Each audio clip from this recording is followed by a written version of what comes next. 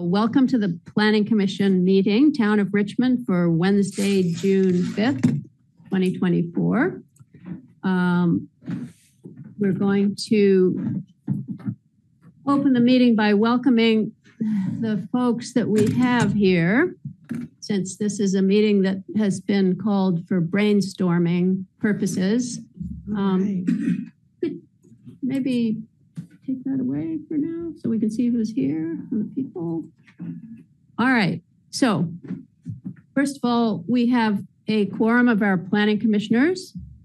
We have Allison Anand. We have Ian Bender, who's on Zoom. We have Chris Granda, who's on Zoom, and myself. That's 4. That's our quorum. So those are the planning commissioners who are here tonight. We have some select board members here. We have Bard Hill, Jay Furr, and Adam Wood. We have 3 select board members and Lisa Miller. So and David. And David Saunders. We have the whole select board. So doing well there.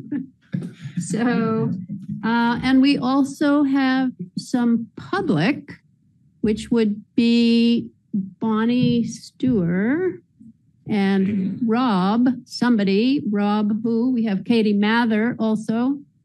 Who is Rob? Can you give us your last name so we know who you are? All right. Well, he's not giving us his last name. So smart. So we'll just put him down. Oh, and we have our 5th current planning commissioner, which is Mark Fausel. Here you go. Down to him. Like the bones. Hey, great. Okay, and we have Katie Mather. We have Aaron Wag from MMC TV, I think. And we also have one of the principals of Buttermilk LLC, which is Josie Keitel, going under the name. And we have Brendan O'Reilly. So lots of the stakeholders for this particular discussion that we're going to have. So, all right, so we're going to get going. We're going to do a couple of little pieces of business first before we get started. We're going to review our agenda, which really consists of one item, which is to continue our discussion of the amendments that we're thinking about making to the Jolina Court zoning district. And we have invited the select board and the public to come tonight to help us brainstorm a bit about this. It's a fairly complicated situation, and we would like to have some input before we get too much further. So, are there any adjustments to the agenda that anyone would like to make? Okay, not hearing any, not seeing any hands. We will continue with the posted agenda with that one item. Is there anyone here who would like to make a comment who is not on the agenda? And I forgot to introduce I'm Martha you. Galligan, and I live on Pleasant Street. Oh, okay. Okay. So I was here for a couple of meetings ago, and there was some talk about building some trees along the railroad tracks, this side of the railroad tracks, to kind of block lighting. And I was just wondering, where does that stand? Is that on? It wasn't any of our meetings. Most likely the DRB meeting. I can tell you that. Yes. I mean, Brendan was here. But so it's about buttermilk, right? Yes. Okay. Yeah. So we will be discussing, our agenda item is all about buttermilk. Oh, okay. So we will take your comment at that time. Thank you. Yeah. Okay, so nobody wants to talk about anything else. That's good. We're going to review the minutes of our 5:15 Planning Commission meeting. Are there any comments, corrections, additions to those minutes?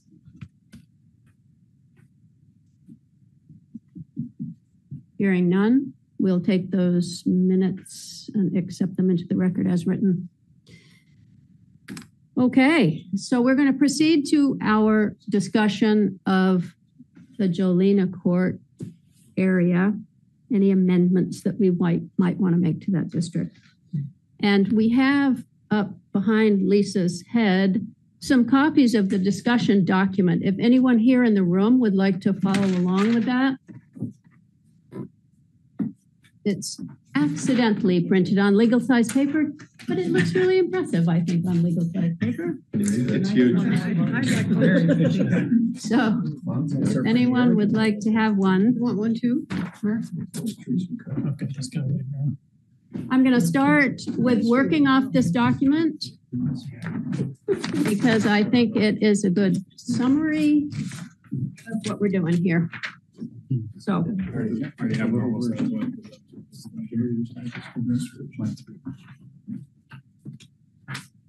okay. I want the people. That's good. Because I'm going to read the first couple of paragraphs of this document that has kind of a little quick summary before we start talking about the options. So the Planning Commission is working on updating the zoning for the Jolina Court zoning district. And as we go through this, you'll understand why the Planning Commission is involved. The developer of the Creamery project on Jolina Court has a permit from the DRB to make another building. They've already made one building. So why is the Planning Commission even involved? It's because some amendments to the zoning are needed here. For it to be a reasonable, feasible project, we need some amendments to the zoning, which traditionally the public has been involved in. The select board obviously is involved in because they will eventually approve them. So that's why the public is here and the select board is here because we have to think about these zoning changes. So when the zoning was put into place in 2020, Building 1 that you all know, Building 1 there on Jolina Court was permitted, and Building 2 was in the planning stages. It was planned on the master plan. At that time, commercial real estate market was struggling. Even then, this is 4 years ago, commercial real estate was having a hard time, online buying, then the pandemic. So we still had hope at that time that we could expand our village center with this traditional style building, which is commercial on the bottom, residential up above. We still hoped that that could happen. Over the last 4 years, however, the commercial real estate market has continued its downward spiral. It's really in crisis to the point that it no longer appears feasible to finance this kind of arrangement. You can't build a building like this without getting a loan from the bank. If the bank is unwilling to lend to this kind of project, and you will hear why as we go on, then it's not going to work. It's not going to happen. There will be no building. So Building 1 continues to fill its residential units with tenants, but to experience difficulty in keeping its commercial space filled. So that's the status with Building 1. So over the last few months, the Planning Commission has been considering various options to allow this project to move forward in order to provide Richmond with additional housing. We know we have a housing crisis. We don't have enough housing of all kinds for people. So why can't we help this project to provide some more housing? So there's been some discussion, some differences of opinion on the Planning Commission. So this is why we're bringing in the other stakeholders, the public, the select board, to think about this with us. Buttermilk LLC, and we have Josie Keitel, we have Brendan O'Reilly here, the principals of that group. We're the ones who remediated the brownfield in Richmond. This was a huge plus for Richmond to get the brownfield out of the center of town. They developed the Creamery project, and they're the third stakeholder for whom it has to be feasible. So it has to be feasible for the town. It has to be feasible for the developer to be able to finance it, else there won't be any additional housing there. So even though Building 2 is permitted, has been permitted by the DRB under the current zoning, it's not feasible for them to proceed without some changes to the zoning. So from talking to several commercial bankers, I know that this situation is a reality. Funding is not available for small residential projects that are burdened with a commercial requirement. There are way too many commercial spaces that are unoccupied and can't be used at the moment for banks to think it's reasonable to give money to something that's going to have unoccupied commercial space, and that are burdened with additional income reducing requirements. So we need to be very careful if we want to have housing here that we don't have these conditions that in this current market make it not feasible for the bank to lend money. So that's our current reality. It's not really entirely about what Richmond wants. It's really about, do we want housing and how can we make this project happen? So, okay, any questions so far? Just questions? Virginia, this is Bart. I would only add the other historical, you mentioned cleaning up the brownfield. Some of us will remember, at least David and I will remember, and I mentioned this at a select board meeting, touring the creamery building as it slowly imploded was a scary proposition when you walk through that. And it was very apparent that adolescents and pre-adolescents were amusing themselves in that building as slowly the roof was falling in parts of it. It was demonstrably unsafe and a threat to public safety. So I would just give, a milestone in all of this was not just the brownfield, but getting rid of a public safety threat. Right. In my opinion, and we discussed at the time at the select board, it was a matter of time before some kid was seriously injured messing around in that building. So that's a milestone achievement, I would say. Yes. That blight is gone. And I'll also remind people when we were talking about this, whatever it was, 10 years ago, there were lots of people showing up talking about commercial retail, and it's hard to get your head around that, but the world has really changed a lot. And I think many townspeople's attitude have changed. Instead of saying we need this economic commercial retail driver, we need to replace the former creamery and cheese factory with something else that generates jobs and industry and commerce. I'll just remind people that's where we came from. And that, as you described, the world has really changed in terms of commercial retail, in terms of residential market and residential market demand. And of course, then building costs as well, both material and labor. Yeah, we'll probably touch on all of those points. So, yeah, I only remember it from all the feral cats that used to live in the old creamery building, and the people who were injured there trying to rescue them or remove them. Or anyway, that was my experience with that building. Wow. Yeah. All right, so I'm going to continue on with this discussion document with the options that the Planning Commission has considered in thinking about this. The first one is to remove the ground floor commercial requirements from all buildings in the Creamery project, except those with Bridge Street frontage. So, as Bard mentioned, there was a lot of interest in commercial space in the beginning. And the compromise that was made then was, okay, we'll only have commercial on the ground floor, because even then the market was difficult. So we are proposing to remove the commercial requirement, except for building 1, which has Bridge Street frontage, which could possibly support commercial development. Buttermilk is certainly allowed to put more commercial in if they wish. If they can see that as a, something that's going to financially help the building, some kind of, gym or bagel shop or something for the residents that they might want, then they're perfectly able to do that, but they're not required. So when they go to the bank is not going to say, what are you going to do with this commercial space that's probably going to sit vacant? So that's out. So that's the first point, about which on the Planning Commission there was very little debate, because it seemed like everybody understood the world has changed. So the second point was, okay, so we have now the ground floor, no commercial requirement. We could put some more housing in there to help with our housing problem. How many more units can we put in there? So currently, the situation is that the whole of the Creamery parcel is allowed to have 45 residential units.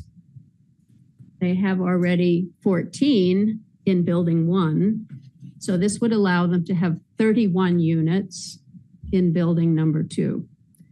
And the way you arrive at that number of 45 is we're calling it a density of 15 units per acre. They have 3 acres of developable space that they can work with. They have 3 acres of undevelopable space down by the river. So the density is called 15 units per acre.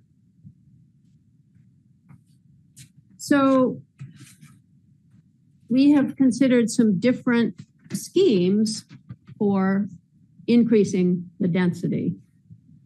And, you know, the question is, people ask us, well, why would we want to consider increasing the density?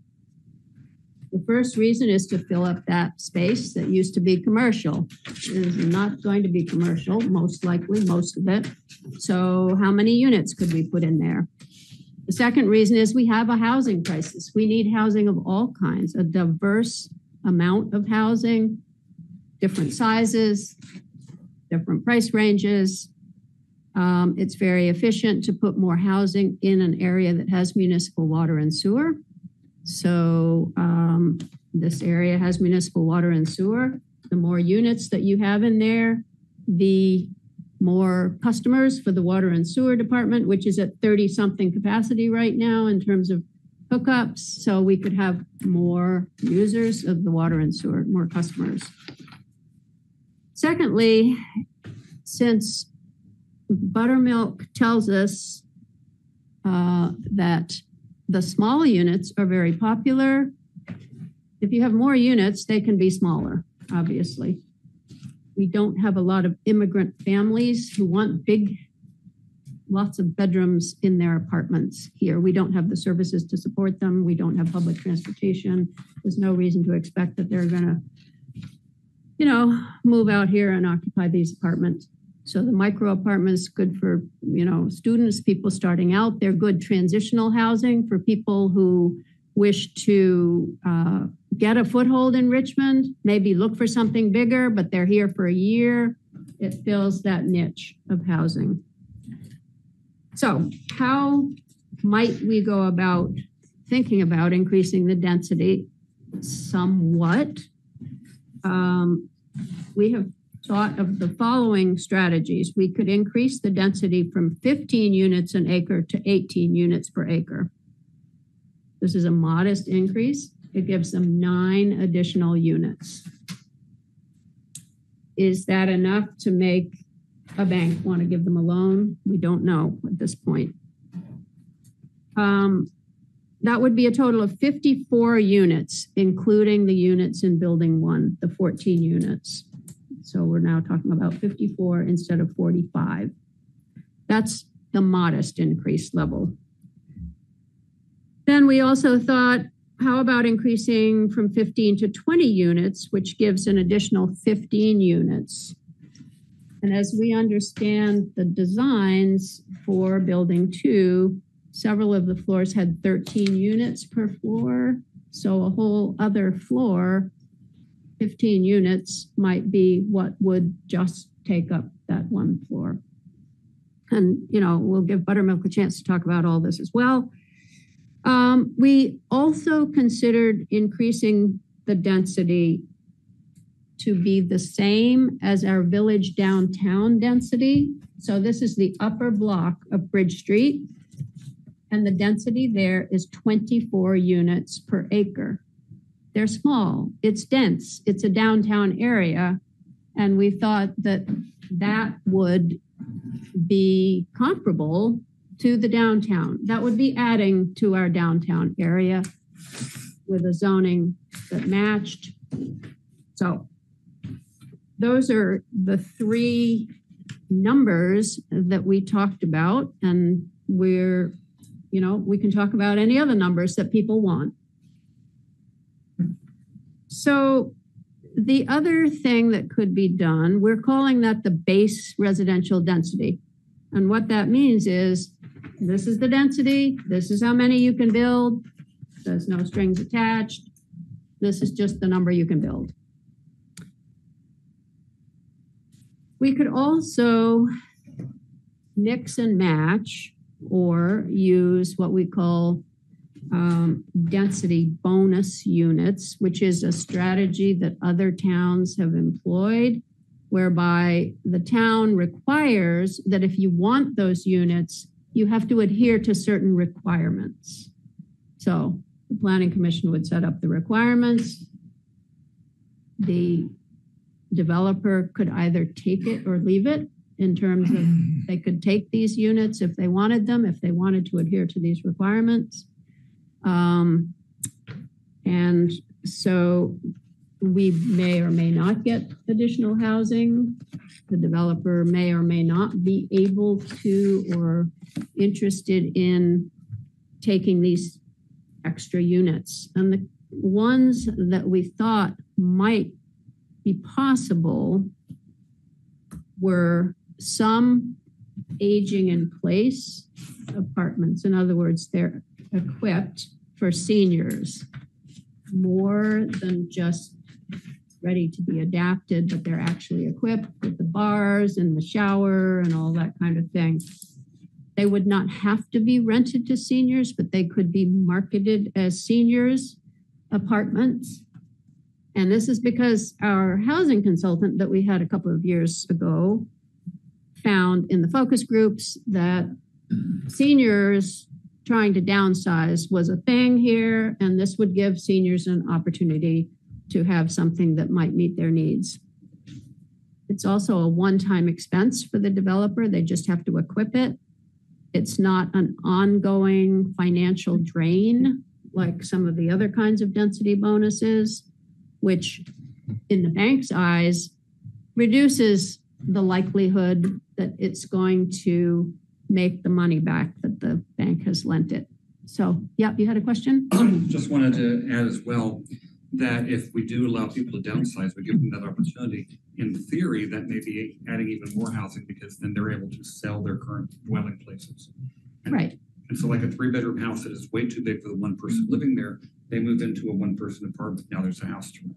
Yeah. And that house is suitable for a family or, which brings the children to the schools, which many of these apartments aren't going to do, but at least they free up, and some people think that's part of the reason we have a housing crisis is none of us are leaving our houses because there's nowhere to go. So a second bonus density unit that we considered was what we're calling workforce units, which is what most people we feel think of when they think affordable. They want something that your teachers and your firefighters and so on can live in. Middle income people can live in. Rents are very expensive all over. But if we could ensure that some of these apartments stayed within a certain price range for some number of years, then we might find that to be a benefit. It's not as complicated and financially draining as true affordable housing, which should really be done by people who do that kind of thing, we think, anyway. So this is like an easier way of trying to have some middle income housing this is something that the bank may not be very agreeable towards because it is an income reducing. The forecasted income is going to be less. Is it going to be enough to pay off the loan? The bank doesn't want to own this building. So we have the choice. We could have some increase in the base density, some bonus units, some combination of those numbers. Okay.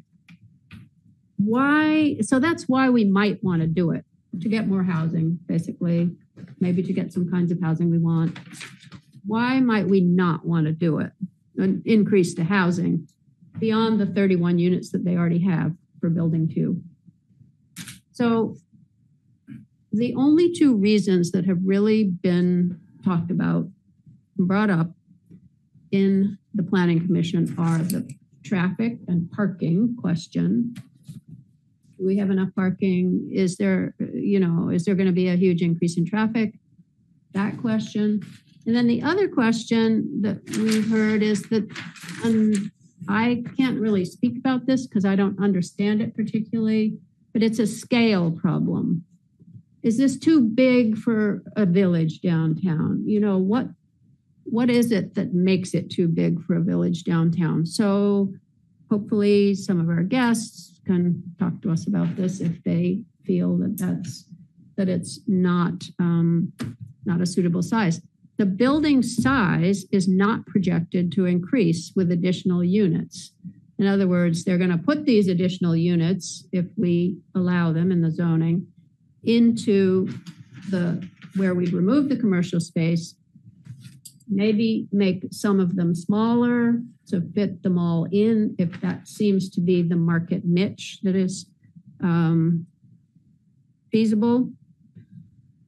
So those are the 2 items that we have heard about as reasons why we wouldn't want to increase, or we wouldn't want to increase too much the density here. And just a brief note about the parking and traffic. The DRB last year approved building 2 under the current zoning with 65 residential parking spaces. Since then, we have had the state weigh in with what's called Act 47, which says in districts served by water and sewer, municipalities cannot require more than 1 parking space per dwelling unit. That is the law in the state of Vermont at the moment. So 65 spaces will be satisfactory for 65 dwelling units. So that is not something that we can alter because that's the state law. And that was specifically done by the state to help try to address the housing question. The developer is welcome to put more in if they think they're necessary, but all that we can require is 1 unit. So there's plenty of parking for building 2. And in their master plan, they also have buildings 3 and 4, which at this point would all have to be commercial. We've taken away some of the parking requirements for the commercial space that we would like to remove. So we won't need parking for that. So the parking does not seem to us to be a limited. The traffic is more complicated because we do have a small road, Jolina Court, and we have a difficult intersection there with Railroad Street and the tracks. And the study that Buttermilk had done for their permit that they got last year did not indicate that the traffic level met the requirement for a new parking study. However, as Keith, our planner, what? Traffic study. Traffic study. You said parking. Oh, a traffic study, sorry, for a traffic study. So we know that we're probably going to have a traffic study at some point because of Railroad Street, because of the new grocery store. It's likely that we're going to do a traffic study there anyway, with the idea of how can we make this intersection function better? It is not suggested that the number of additional residences that we allow in Jolina Court is going to make that significantly worse than the problems that we already have with that intersection. There are already 31 units that are permitted, so we're hoping that this is walking traffic. In fact, walking traffic, people who live in the village and go to the grocery store, is not bringing more cars in from the outlying areas, which will make the traffic worse. The more houses that we have out in the outlying area where they are being built, the traffic will get worse. So we understand that intersection is a concern. It's likely not enough of a concern that we would want to get rid of the benefits of having additional housing. That's my feeling. We will be clearly talking about this because other people have different opinions on the subject.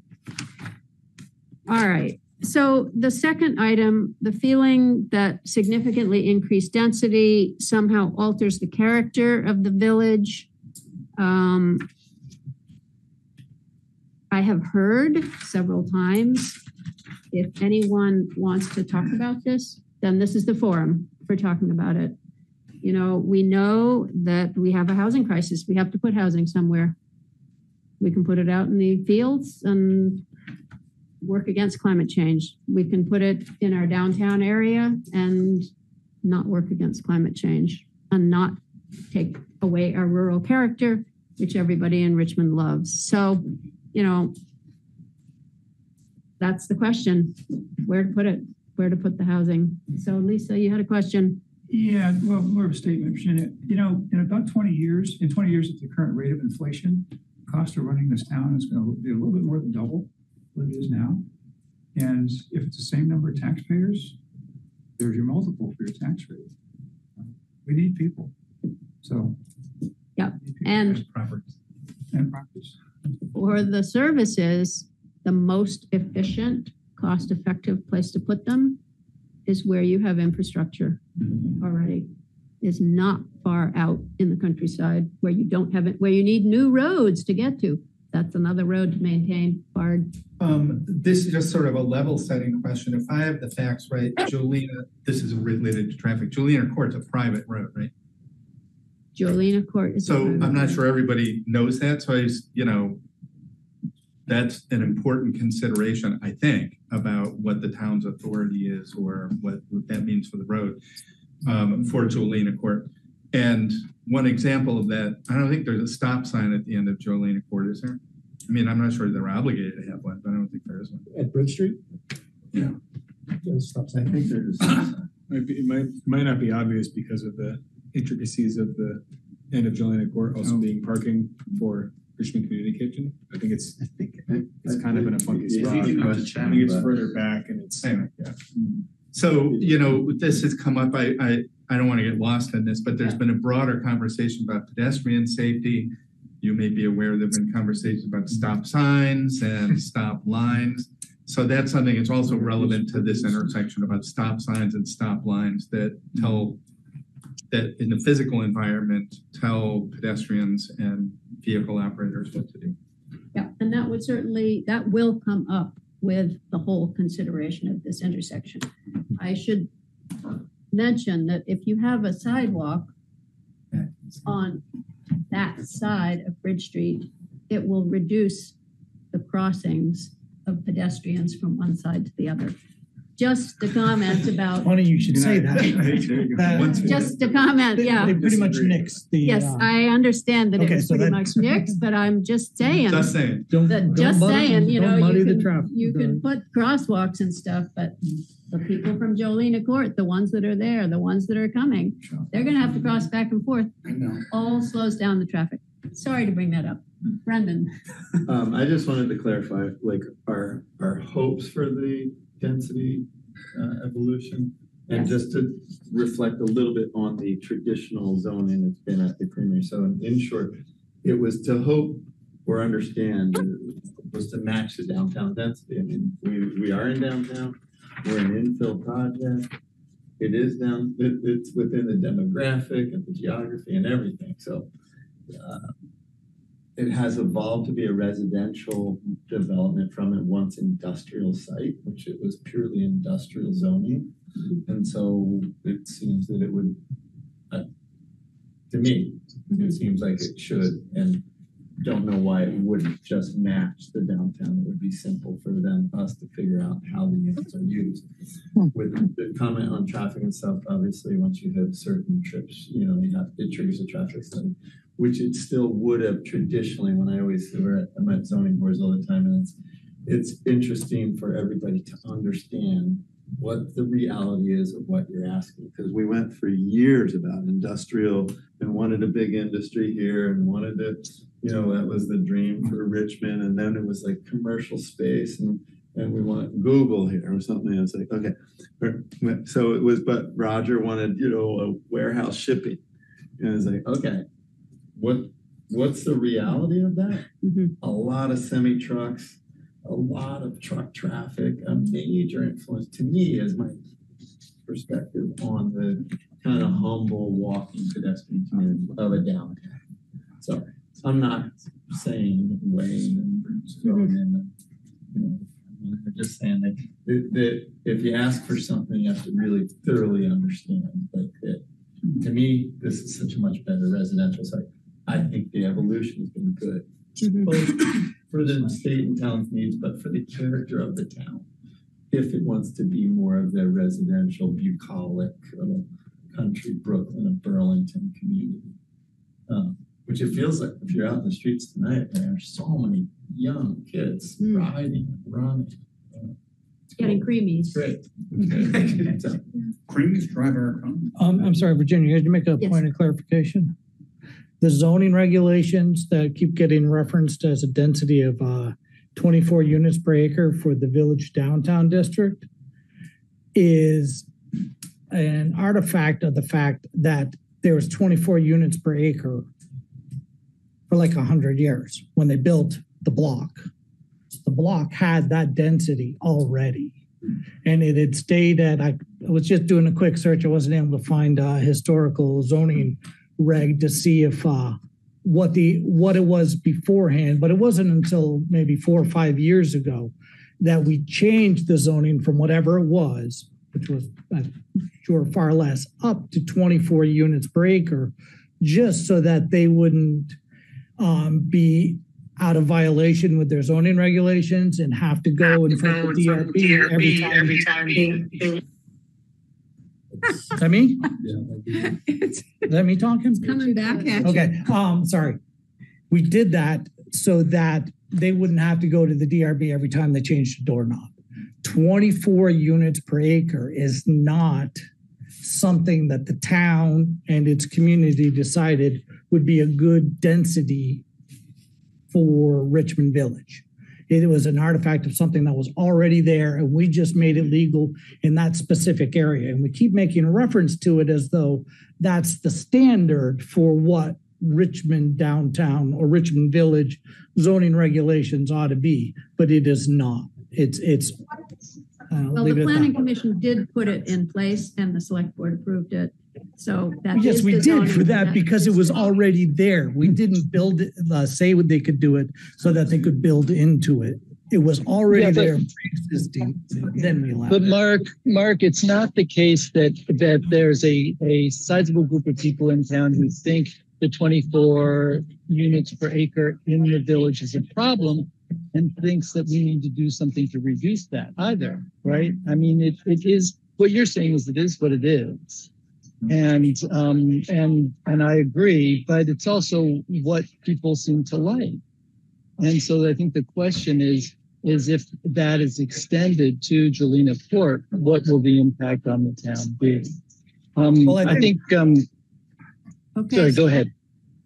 I was going to say, I think you're putting words in the community's mouth when you say that's what the community would like. We don't know what the community would like.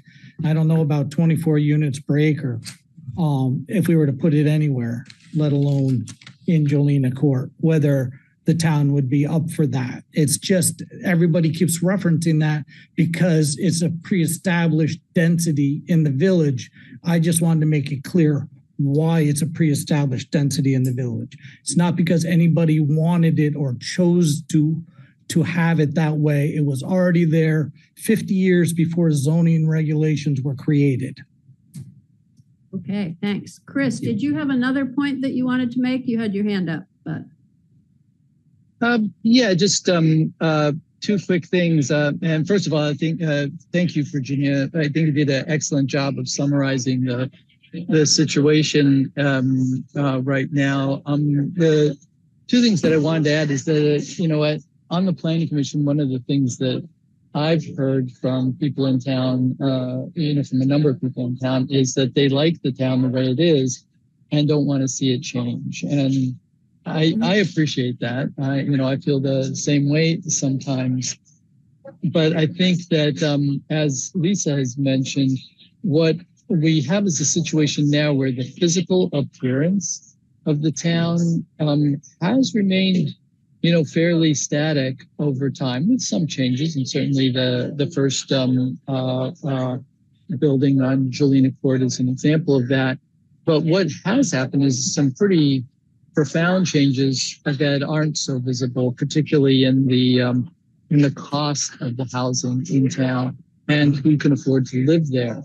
And if we don't change something about the number of units that are available for housing, what we'll see is continued progression in that direction towards more expensive housing, only wealthier and wealthier people able to afford to live in Richmond, and a further split between the people who can afford to live there and the people, as Virginia said, who work at the town, who you know, work at our schools, who work in our businesses.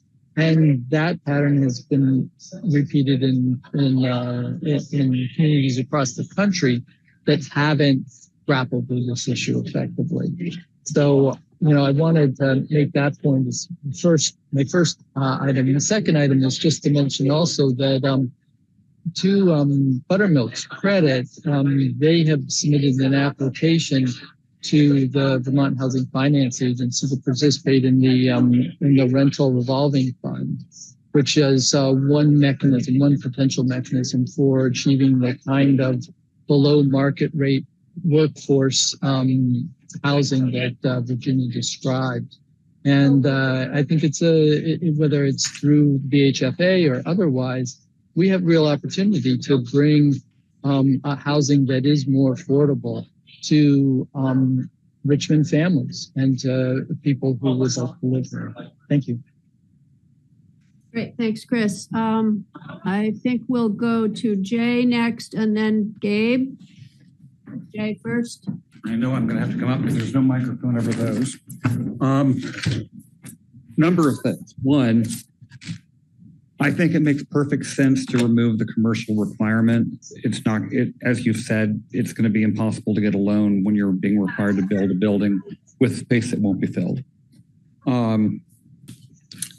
Two, I remember when we were discussing, you know, when we were looking at the gateway zoning and we were looking at the downtown zoning, there were people on the public forums who were livid about the idea of downtown changing. The phrase, I like it the way it is. Mm-hmm. The thing that really struck me at the time, and actually struck several people I talked to, was that these same people, some of whom I know well, also complain that there's no places for their kids to live when they graduate from high school or college, or who say that they want to remove racial inequality by making, you know, housing available to people who are not lily white.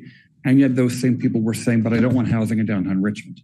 It strikes me kind of as the I want my cake and eat it too. You can't have housing for the people who want to downsize and housing for young families and housing for kids if you don't put it somewhere. And as you've put it, it makes no sense to build it, let's say, out in Jonesville or anywhere else that's not on water and sewer. I mean, trying to build something not on water and sewer, how likely are you going to get anything there? You're not. There's only, yeah, it just isn't going to work. And so I think that there will be people who will be opposed no matter what density we permit. But I think those same people should realize that in terms of cosmetic and just changes to the town, the new grocery store is going to be a much bigger change to the way the town feels than allowing some additional units at Jolina. I mean, when people think about the number of cars that will be going down to the grocery store. Virginia mentioned it too. Do not know. I think that we will definitely need a traffic study because if we're going to, I mean, we know we will. But if we're having cars coming from the grocery store, additional cars coming off Jolina, we are going to need a traffic study. And one concern that has come up on occasion is the worry that if we allow too many units, Jolina would need a second exit, and the only place you could put that would be going through the town center parking lot. And I don't think there's any appetite to do that because it's our parking lot. It's not a street.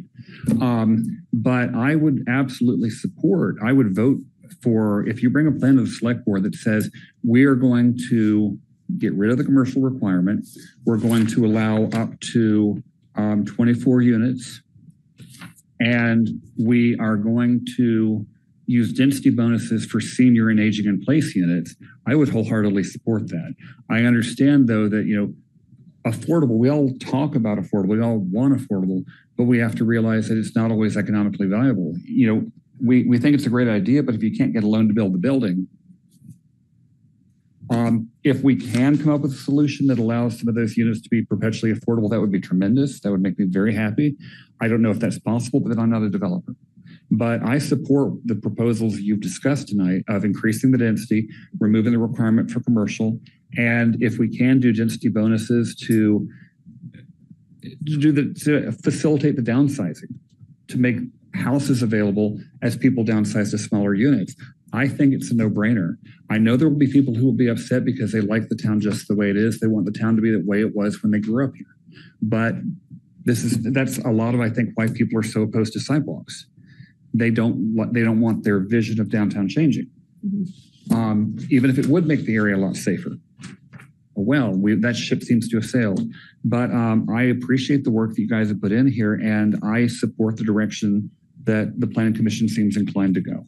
Great, thank you. And I would like to just add briefly to that what we're trying to do here is make a compromise. You know, we're trying to put all these interests together of all the stakeholders, the public, the boards, the developer. It has to be possible for them. It's going to have to be a compromise. And so that's what we're going for. Something that will be feasible, something that will give us some more housing. So I think Gabe was next and then Lisa. Hey, hi everybody. Thanks for having this Thanks for having the conversation. It's much needed. I feel like I'm just going to echo the sentiments I've heard. I mean, I am one of the largest employers in this town. My workforce is young for the most part and middle-aged. And it is such an incredible challenge to house them. They all want to be a part of this community. They cannot afford the median home prices or anywhere near that. And it's just so interesting. When I look at this, I've seen this conversation go on for years. I've seen all of it, and it's you know, and I hear a lot of the same talking points. You know, we don't want to change, but as we've said in the course of time, change is an inevitable part of existence, and it's doable in a way that fits with the character and the charm and honors all the things that we love within this community.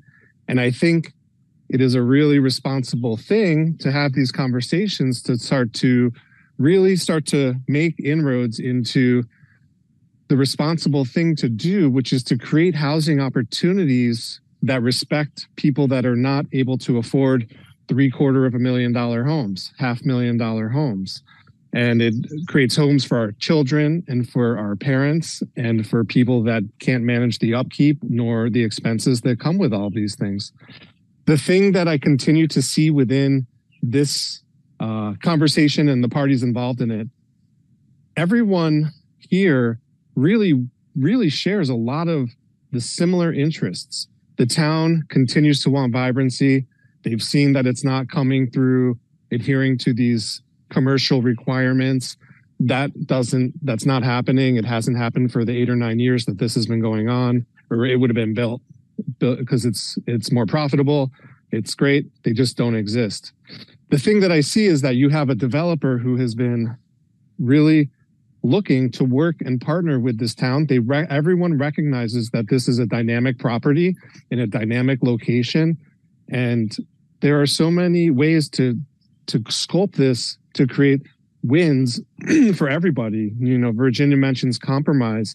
And of course, compromise comes in any of these conversations, but there's also a huge opportunity for everyone to get what they want. This town wants vibrancy. They want more housing. We have a lovely community, and it feels gated in a lot of ways just to the costs required to live here and the lack of spaces for those costs. I just worry sometimes that you have the town and Buttermilk and the people that live here, you all have an opportunity to do something really cool and special. And it doesn't matter if it's Buttermilk or the next guy or the next guy, these conversations are just going to keep happening. And I think you have an opportunity to work with someone who understands that dynamic, i.e. Buttermilk and the town, and allow the people that have been on these boards for all of the conversations, for all of the years. And it is that moment in time where it was bad 8 years ago when this started. There still was no housing, and it's just increasing to get worse and worse. It's an incredible challenge to hire people, period, and to staff our establishments that create that nucleus of our downtown.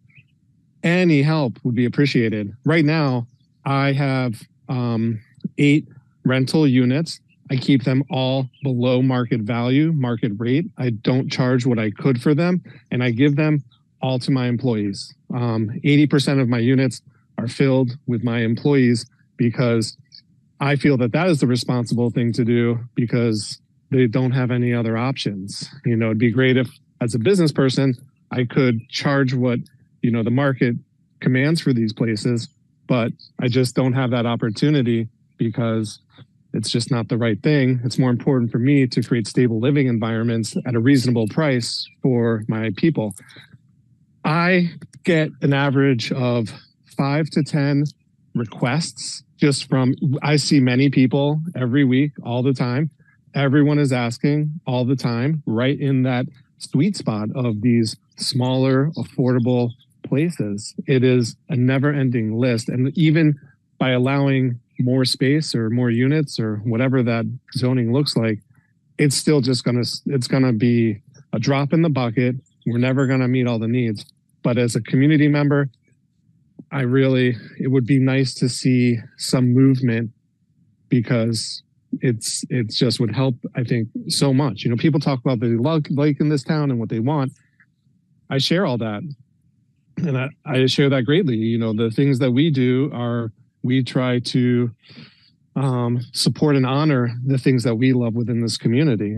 And, you know, I think allowing a wider swath of people to exist here in a downtown that creates a vibrant feeling and continues to support all the things that the town plan has laid out. I think that's really the guiding light. It always has been. It's a really amazing town plan. It touches on so many fantastic elements, and it's really the duty of the stewards of this town, the people that usher in these or do not usher in these, to honor that town plan and do everything within their power to bring it to life. You know, that's all I can say. It's never ending. I hear the same things. We've heard the same things through this entire conversation for many, many years. And it's just, let's just start to try something. Let's try to make it. The town has changed dramatically in 20 years, but it's a dramatic excellence is what it feels like. We have a grocery store. We have a reinvigoration of many different businesses. It's changing, and it's changing in a good way.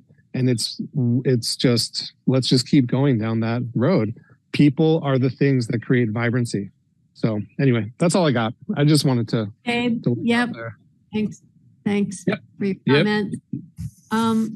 We're going to go to Lisa, and then we'll go to Bonnie. Thank you, Virginia. I wanted to point out there's some apartments downtown on Bridge Street, and I'm guessing Keith might know more about it, hopefully knows more than I do, but I'm thinking there's at least 6, and they can't be possibly on any more than 1/4 of an acre. There's 24 an acre right there. I'd like Yes, to kind of the know. Bridge Street block Yeah. is 24 units per acre. Mhm. When we put that in, when the planning commission put that into the zoning, we figured out, when Revy was here, we figured out what the density actually was. So that's the downtown residential density. That's Right. what it Yeah, is. so it's not a number, it's a reality that we've seen work, I think. That's You know, right. people somehow are finding a place to park, but they don't have a car, they don't need one. Think of the money you'd save there. They're not actually required to have any parking spaces, Yeah, those yeah. units. So I They're have another required to thing have a problems plan from that. Now, about that's- how they're going to park. Granted, that's not that many units, it's not as many as we're talking here, but there's an example of it working real close. And the second thing is, I don't know if I want to converse with Gabe directly, but I'd be interested to know how many units he has on how many acres over there, right in the Village Residential South District, or what's going to be. I think that's the our south over there. Well, he has. I can answer that. Yeah, Okay. Gabe, go ahead. We are significantly under a quarter acre for both of our properties. We have 4 units. 6 of those units are 1-bedroom units, and 2 of them are 2-bedroom units. And I have a list a mile long of people that hope and dream to rent them one day. And we're only a 2-story building, so a 3-story building could support more than that, easily. And yeah, so 8 total in under a quarter acre. Thank you. Okay, thanks, Lisa. Bonnie. Hi there. Apologies for the very loud background music here, or background sound here. I have a couple of questions, but first of all, to say thank you for having this public forum. I really appreciate it. And thank you to Gabe. Wow, you are a responsible employer. I really, big kudos to you for what you're doing for your employees. And I wonder, I'm pleased to hear that there is some movement towards finding true affordability in terms of seeking funding for that option. And I am curious about other communities that are around Richmond. I believe that there may be some communities that are putting into their requirements for new development a certain percentage of units to be at a certain level under market rate. And I would just really challenge the Planning Commission to look around at that, to do some homework to figure out what is appropriate in this time where we really do need more affordable options for people to continue to make our town as wonderful and vibrant as it is, and to house the folks that work at Hatchet and everywhere else in town, as well as I'd love my kids to come back to Richmond and be able to afford to live here. So anyway, I would just love to have the Planning Commission do some work around that, and to somehow have a requirement for developers. It seems like if this is a common thing in communities around Richmond, hopefully developers are able to work with that and banks are willing to fund it. Thank you. Okay, we'll talk a little bit more about that, and we'll let Buttermilk talk a bit about that in a minute. And I have a couple of things to say, but I think we have Katie Mather. Do you want to go ahead, Katie? Yep. Can you hear me? Am I off mute? You're good. Yep. Okay. I'd like to echo what some other folks have said and say thanks for opening this public forum. I just appreciate that we're being given this opportunity to put our 2 cents in. Listening to everyone speak, I mean, I have been in favor of removing the first floor commercial requirement. It sounds like that is, most folks are in agreement with that. And listening to people here talk, I'm also open to changing the density to 24 units per developable acre. I do want to point out that even with this density, this zoning is not the same as the downtown. For instance, as somebody pointed out, downtown doesn't have a parking requirement or the setback zoning that we're looking at, among other things, for Jolina Court. So in some respects, we are into talking about spot zoning with this parcel. that it is unlike any other parcel in town. So with all that said, I would like to express my concerns about the environmental impacts of this development. I've been expressing these concerns since 2019, so I'm a little surprised that they didn't get into the memo, but I will reiterate them here.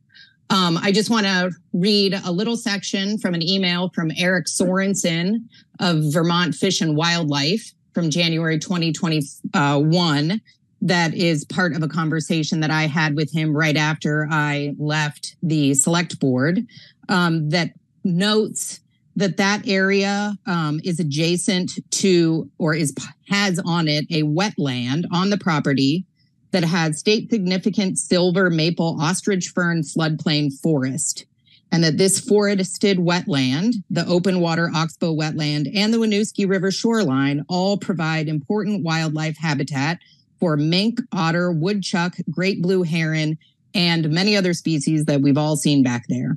That was my addition. I apologize. And other species. The very rare state-threatened cobblestone tiger beetle is also known to occur along the adjacent Winooski River shoreline. And I'm skipping a part here, but I'm happy to pass this email along. The standard 50-foot buffer associated with Class 2 wetlands is likely inadequate to protect the wildlife habitat functions of this wetland.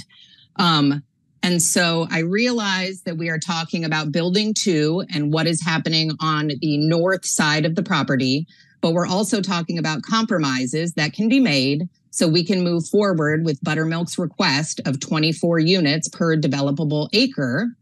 And I would like to see, if we're talking about evolving zoning, I'd like to see the zoning evolve to increase the buffer for the floodway and wildlife habitat. That would mean that Buttermilk doesn't tear out the forest north of the farm access road, south of the proposed building 2. And furthermore, during the Act 250 process, if the state wants to know if there are people in town who have concerns about the impacts of this development, I want it to be clear that this is an issue that the town is discussing, that we are concerned about the wetland. We are concerned about the effects on the environment and the wildlife habitat, and about potential flooding in town center. So that's my comment. Okay, sure. Yeah, if you want to send that along, that email, Katie, we'll take a look at it. Sure. Okay. Brendan, do you want to address that wildlife question, or what are you planning to do with that 3 acres down there by the river?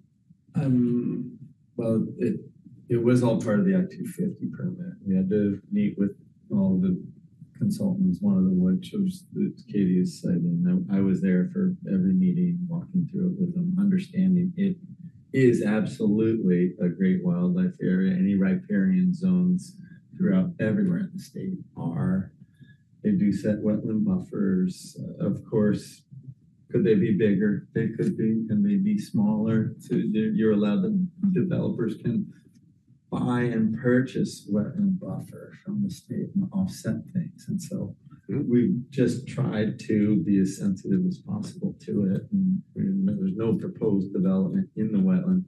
There is a proposed reusing the current sewer line that the creamery has in concrete down through there that goes across the neighbor's property and hooks up to the town sewer plant.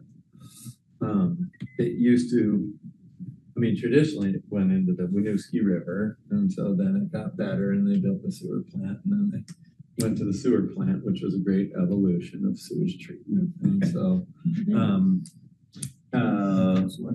that would be done with a smaller, not a big excavator. If it happens and can happen, it's more a financial issue than anything. It goes through the small excavator. What if the sewer line has to get relined and reused? There's a sewer line that goes down through there that we've had engineered and mapped. There's the easement from the original creamery with the neighbors down below, and I think that might be what Katie's talking about when she said ripping up That's a gravity line. forest. It's all a gravity line. The hopes was it could be relined and retooled in some places just to mitigate excavation costs, to physical disturbance and price of the thing. So that, in terms of the wildlife, I mean, I'm sensitive to it. I was a wildlife biologist for the state of Vermont. That's how I studied wildlife and wildlife ecology and forestry. So I worked for the Fish and Game. I know every species, genus species that grows down there. I'm sensitive to it. So I don't want to buy wetland buffer. I don't want to develop in the wetland. I don't want to do some irreparable damage to, that's not the goal of anything. And So will you have to go through Act it's- 250 again for building 2 or no? Yeah, absolutely. Yes, you will. Yeah. So they'll probably You have to look meet. at that It's again. we go through it all the time. Yeah. Anytime you're near a wetland, it's stormwater and wetland are the hot topics in Act 250, Mhm. in the environmental board, and they're good topics, and they need to be addressed as we're environment's getting gobbled up, and I don't look at the creamery as an infill development. Like, believe me, I feel as a builder, I don't like on some of the projects that we do where we literally do cut. The owners come in and we'll clear 5 acres of forest and create these islands of habitat and really get extreme. That's where you have extreme wildlife pressure, as you create more and more islands of habitat with no circulation between the corridors, with corridors. So, but I understand what Katie's saying. She's saying, we could compromise and do something. I don't know. I think right now we've been through so much with it and we've set it back. I'm not sure. So I'm not poo-pooing that it's an important subject though. Okay, Bard. Well, first the And question. wait, when you're done, can I interject after you're done? Sure. Yep, Katie, I'll call on you after Bard is done. Okay, Like, thanks. Following on your poo-poo, the sewage line you were describing, I haven't thought about this in years. Is that a private line that goes over? That was something. It was the creamery's private line. Yeah. So that's just one of where I got a look from somebody going, what line is it? And so I think that's one of the complexities is who owns it? Where is it? Where does it connect? What condition is it in? All that kind of stuff. But that's just a typical vagary of development, right? Like, what are we going to do about this thing? Yeah, it would be on these other buildings. It's a matter of there being a gravity pump system for all of the sewage for all of the rest of the buildings. I mean, not a gravity, a pumping system that pumps it back up to our current lines, and then our gravity. And so then you're relying on mechanical systems versus just Earth's gravity. Right? And usually gravity doesn't break; it gets plugged, but it doesn't break. And so and it's a matter of there's a lot of people living in the building. What that equals is none of the toilets suddenly work in the whole building. It's an issue. We might had it happen, with mechanical systems and pumps and septic systems. And would you see any difference between having 31 units and 54 units, let's say, in any of that? No. Okay. Because the DRB already permitted them to have 31 units, so whatever. Yeah. A pipe is a pipe. If it's it's not going to be a 2-inch pipe. It's going to be, and then the scale is big enough. Yeah. So what I've picked up from conversations here and recently is there seems to be a general consensus that the first floor commercial is not controversial. That that ship has sailed. What made sense 10 or 15 or 20 years ago doesn't make sense anymore. There are questions about greater density, including, are there density bonuses under what circumstances? I've heard people ponder that again, both here and elsewhere. I wanted to mention 2 other things about downsizing. So what I understand of the literature about people downsizing is not as simple as one might guess, because there are financial implications. Many older people are sitting on mortgages of 2 to 5%. and are paying, an example, my household, we pay about $1,000 a month in a mortgage for a house that's worth now over $400,000. If you are that person sitting on that house at that rate, it's a hard thing to say, well, I'm going to live here for this amount of money, or I'm going to live there for that amount of money. And my mortgage, taxes, insurance are about the same as a modest rent. So I'm assuming there are other people similarly situated. And what I read in the literature or in the media is people are sort of stuck in a variety of homes because they have these mortgages at low rates and they can't move to a higher rate to a smaller house at the same amount of money or more at a higher rate. Doesn't make sense. And to move to a small apartment and paying the same amount of money, it typically takes some threshold decision to make that, like a health event, which leads me to my other point. The Federal Administration for Community Living, when they talk about aging in place, it's really not just about grab bars. It's about a set of services. They say that 20% of 65-year-olds will need long-term services and supports, things like personal care, bathing, dressing, for more than 5 years. So grab bar is a good thing to have, but in and of itself, it doesn't allow aging in place. And what I've picked up from some of the nonprofit developers, when they talk about universal design, they don't even talk about putting in a grab bar. They talk about putting in plywood behind the sheetrock so that 5 years from now, you can put a grab bar wherever you want it. And so my real point about aging in place is it's a little more amorphous. You know, you need things like sidewalks, you need support services, you need a grocery store, you need a doctor's office, you need a pharmacy or delivered pharmacy, things like that. So just let me ask you this, Bart. Yeah. So what is your bottom line? Don't have density bonuses about aging in place. Is that what I'm hearing you say? I would say if I were building, this is a conversation I had with nonprofit developers 5 or 6 years ago. If I were building, it's something like 5% increase. I'd be building everything to support aging in place with plywood behind the walls in the bathroom and the kitchen. It's like a 1/2-inch sheet of plywood solves it. You can now rehang your cabinets wherever you want. You can rehang your grab bars wherever you want. Got a bigger building. No, just kidding.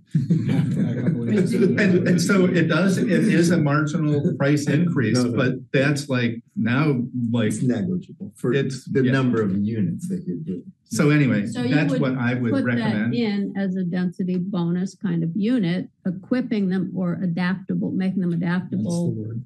And what I'm after when I think density bonus, I think what is good for the community and society that we would seek to create incentives for. And that is one, like accessibility. And there are other considerations about like doorway widths and things, right? Yeah. Like, And the other thing about that is something you mentioned the other day, which is that it's not only older people who might need Right. this. So the older people might not be able to move away from their big houses with their cheap mortgages, but maybe new young people who have physical limitations.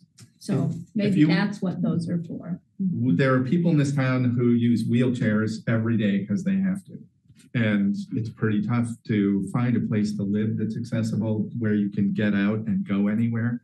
If you go in Burlington, you know, you see people in power chairs all over the place because they can do it. It's not only the community, it's literally that they can find a place to live that's physically accessible. So that's a consideration that you might consider for a density bonus. I think of that as some version of accessibility, universal design. And the other thing that comes up is affordability, and I appreciate it's defined different ways at different times and how that might occur. And I'm still wrestling with that. You know, what would that look like for a density bonus for this property or other properties that is feasible for everybody, that represents a compromise? And I don't have the perfect solution. I just put it out there as that would be a desirable thing, I think, to create incentives for inclusion of some marginal number of affordable units, however we define it. That's not very articulate, but it's more where we're at, I think. Okay, I was going to let Katie speak again, and then Allison, and then Fire Tablet can speak after that. I wanted to make a comment about the sewer line first and then about the forest buffer. Right. My understanding was that what was most recently permitted for building 2 included a pump station that sends the sewage back up the hill to the town sewer to tie in there, and that does not use that historical sewer line that requires excavation directly in the wetland. So I'm curious what happened to that pump station. And then furthermore, and I don't know if these neighbors still live there, but I do know that I've talked to the neighbors who own the property that sewer line would go through. And I realize that there's an easement, but I know that those people are not psyched to have their yard and 50-year-old blueberry patch torn up. So I'm just saying, I'm curious why we're going through the wetland and through that property when there was a pump station plan. And lastly, I think there is a plan to tear out a swath of forested buffer north of the farm access road. Do we all know what the farm access road is? It's that road-ish looking thing behind town center.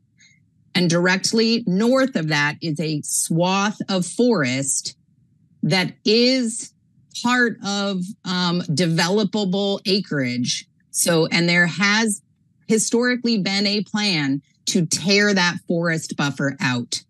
And so what I'm asking is there a way for the town to talk about how we can protect that area, which would mean increasing the wetland buffer, or at least express to Act 250 that we would like that wetland buffer increased, if that ever comes to us, as part of a compromise to increase the density on the northern plateau per Buttermilk's request.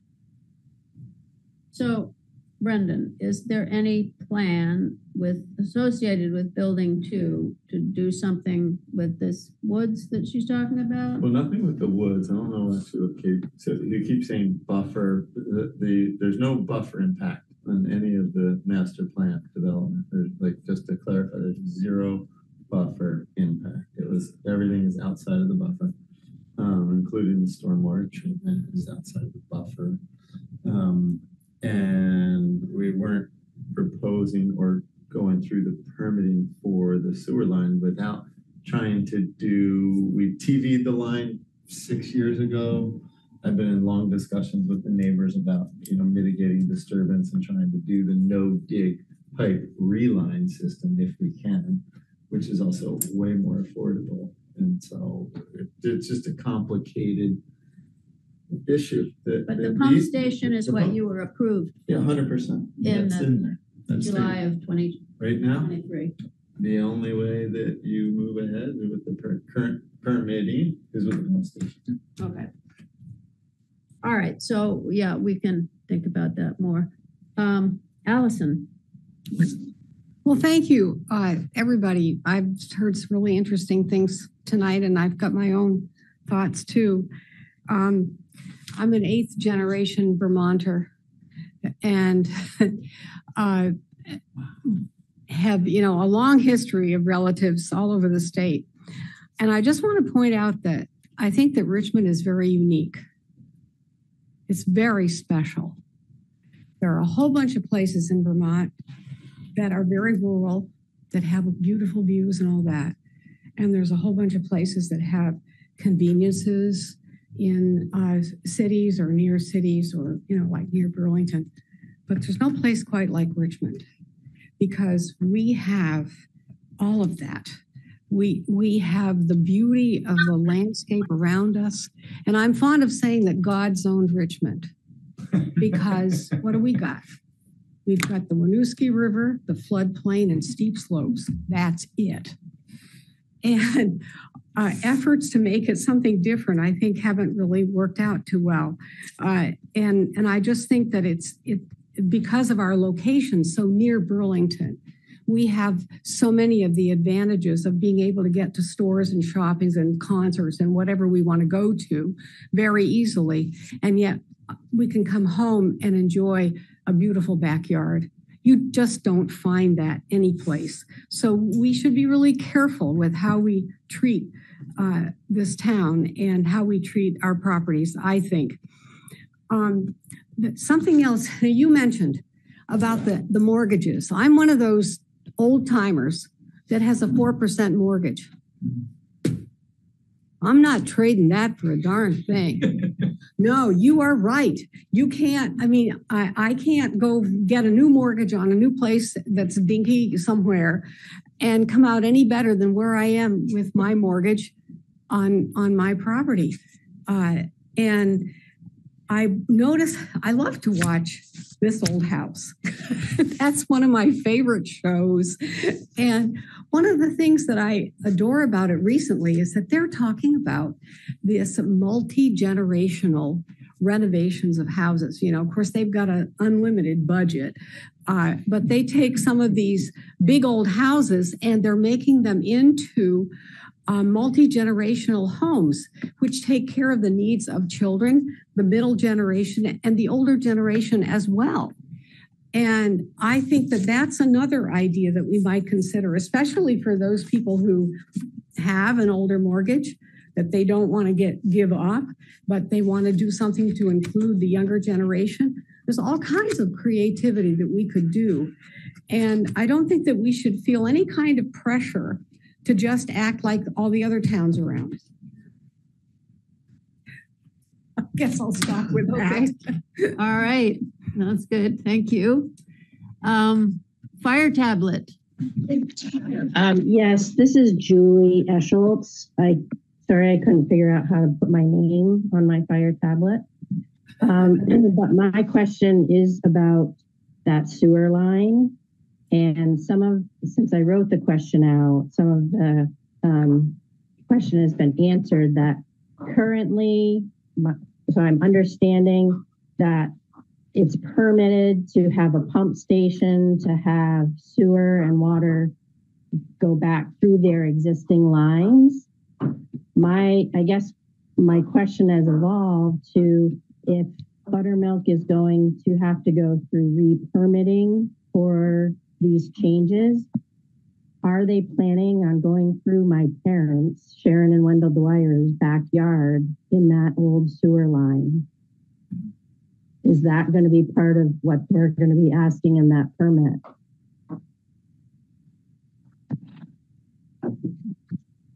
In the current permit for building? I think what Brendan has said is in the permit that they already got in July of 2023, the pumping station was the solution to the sewer issue. She's asking about re-permitting moving forward with a new plan after zoning is amended. Yes, that's correct. That's Brendan. We definitely would still explore and chat with you guys if it can be done, the no dig pipe relining through that whole area. We don't know. It's been such an uphill battle just to get through any zoning that I didn't want to incur a whole nother pile of costs and expense and research and looking into it and working out the easement and going through it. We remember all the discussions we've had down there. Unless we actually are going to do anything. Because right now, it's still kind of up in the air whether we even get financing and funding and have the zoning. So we're just trying to, take things addressed to the quickest and easiest path, which is right now, everything that's permitted that was approved by the ANR, the Agency of Natural Resources, with all of our walks down there through the wetlands and the DRB and all of the master planning and engineering around it. So right now, no. Would we address it before we build? Because could it be a better functioning system? It would be up to you guys, the neighbors, really, because you're the ones that are the integral piece and part of it. Us and you guys. And so, because you own that piece of land, and that's where the sewer line came through. Like we went and marked out that one time with you guys. So I think what we want to determine today is they have this permit for 31 units. Are we going to increase the density? Are we going to remove the commercial requirement? It does not appear that question, which can still be investigated at a later point, if we increase the density enough so that it's financially possible to build this building and remove the commercial requirement, then there may be some additional items on the list. At any time in the discuss. future, really. Yeah. This sewer But- line, at any time in the future, it's an old sewer line. It's like an ancient road that, been abandoned. And that it was built for a reason at the time because it was the most efficient and best way to use gravity. And so would it, can it be explored? It would be stupid to not explore it. But right now, absolutely not. Can a pump station sustain and handle all the capacity for the entire development? Absolutely. Can that still break down? Of course. If we can get somebody's reassurance it'll never break, that would be great. We would abandon it. We'll take that. But anyway, that was. Can I add just one point? When we went through, so in 2022 and 2023, we reviewed the current plans that were approved by the DRB with A&R. And we just... If anybody does. What'd you say? Oh yeah, sorry, Josie Keitel. Yeah. Sorry, I couldn't be there in person. And we reviewed the plans with both years with the plans, and we amended to make sure that we weren't doing any impacts in the green space and the environment impact. And the pump station and the sewer line were discussed as options. And those are the sewer line from an environmental perspective. It's a different from the neighbor's perspective. So I agree with Brendan. Our number one thing would be to work with our neighbors. But from an environmental impact, they were not worried about that because it wouldn't have that much destruction of the environmental impact and you could easily rehabilitate. So I just wanted to kind of like add that it's not an environmental concern, according to A&R. So who had already reviewed the plans. That's what the A&R calls temporary impact. It is temporary construction impact as long as things are, and it's not, that you're not clearing a 100-foot swath of silver maple forest. If it's going down through the area, and yeah. So that was it. It's what Josie said. I have a quick follow-up level setting question. So that sewage line exists. Do you have easements or legal ownership that would allow you to resurrect the sewage line, or will you have to create those vehicles? The easements are like literally almost 80 years old, and they were with the neighbors that I think it was Fire Tablet that I didn't catch which neighbor it was, but Dwyer's. Yes, yeah, and we've sat out there plenty of times, but we still would want to get a new easement and new agreements because we were going to work together and try and hook those homes sewers up to the new line because they're in the floodplain and they keep getting flood, and so their exposure to, it creates value for those properties to hook up to a line and devalue something to rip a whole somebody's yard apart. So it's like, what's the balance? How can it all work? And those are things we'd have to figure out and work together if it worked or not. But so. Yeah, we need to understand if we can move forward with a feasible project, I think, before we work out those details. Gabe, is that a new hand or is that your old hand? Old. Must be his old hand. He's gone away for a moment. Mark. I think it's an old hand. I'm enjoying this conversation though. Thanks for asking. Thank you. I'd like to ask a couple questions of Buttermilk and then sort of frame my perspective quickly for the benefit of those in attendance. If I could have a couple minutes. Sure. Is there any other member of the public or select board who would like to speak first? My question could get answered about the trees. I can answer it. I could answer it. Okay, so I'm just going to let her speak so it's input for us. It's on the railroad, our railroad easement, and we're in discussions with the railroad if we can add it to the fence. And add the trees, but doing anything with the railroad is literally like moving the ice age. So it's still up in the air. It's likely that we'll be able to, but it's just a matter of getting 18 people agreed in the board quorum, and you keep going. So it's absolutely. Okay, thanks. Yeah. Sorry if you waited all the time for that. But. Yes. Thank you. Okay, anybody else from the select board would like to speak or the public would like to speak? And then we can have Mark and then maybe Ian would like to say something from the planning commission. Connie, if she wants to say anything. Rob, anybody else want to say anything before we? I have a few quick comments, but I'm interested to hear what Mark says first. If there'll be an opportunity at the end. Okay. Same thing. Same thing. All right.